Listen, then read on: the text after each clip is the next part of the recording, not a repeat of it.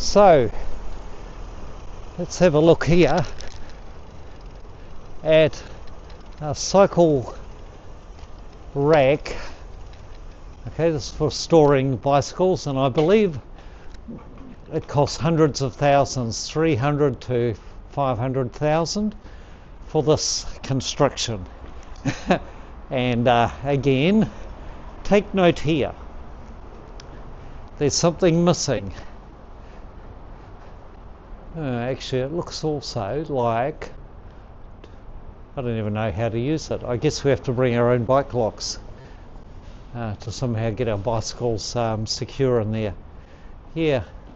I think a couple of poles in the ground would do the job for me. Just saying. There we go. That's where our rates go. Harebrained ideas. Something nobody ever needs. Yeah, crazy. I'd throw out every councillor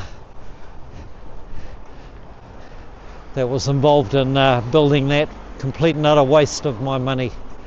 It's my money and your money.